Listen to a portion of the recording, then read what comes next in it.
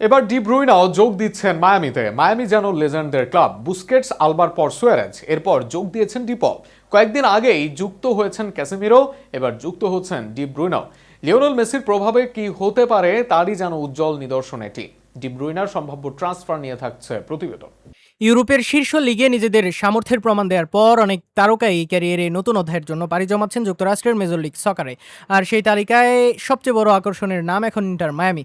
Lionel মেসির আগমনের পর থেকেই ক্লাবটি যেন বিশ্ব ফুটবলের অন্যতম আলোচিত ঠিকানায় পরিণত হয়েছে। এবার ক্যাসিমিরোর পর বেলজিয়ান সুপারস্টার কেভিন ডি ব্রুইনাকেও দলে ফেরানোর পরিকল্পনা করছে ক্লাবটি।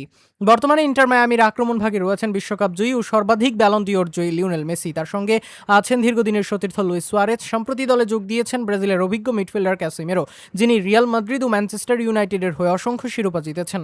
মাঝমাঠে তার উপস্থিতি দলটির ভারসাম্য আরও বেড়েছে।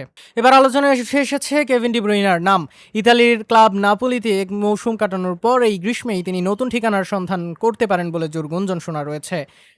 প্রত্যাশিত পারফরমেন্স দেখাতে না পারায় নতুন চ্যালেঞ্জ নিতে আগ্রহী হতে পারেন বিশ্বের অন্যতম সেরা প্লেমেকার। ট্রান্সফার বিশেষজ্ঞ নিকোলাস কিরার দাবি, ২০২৫ সালের জুন মাসের শুরুতে ইন্টার মায়ামি ও সান দিয়েগো এফসি ডি ব্রুইনার প্রতি আগ্রহ দেখিয়েছিল। দুই ক্লাবের সঙ্গেই তার আলোচনা হয়েছিল, তবে সে সময় তিনি উভয় প্রস্তাবই প্রত্যাখ্যান করেন।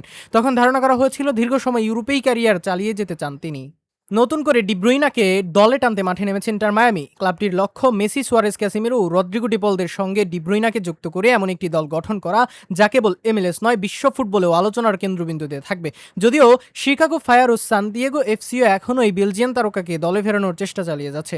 সবকিছু পরিকল্পনা অনুযায়ী এগুলে ইন্টার মায়ামি হবে অভিজ্ঞ বিশ্ব তারকাদের এক স্বপ্নের ঠিকানা। মেসিকে ঘিরে গড়ে ওঠা এই দল এখন শুধু যুক্তরাষ্ট্রেই নয়, কাগজে কলমে ইউরোপের অনেক শক্তিশালী ক্লাবের সঙ্গেও তুলনা করার মতো একটি স্কোয়াডে পরিণত হবে তা বলাই যায়।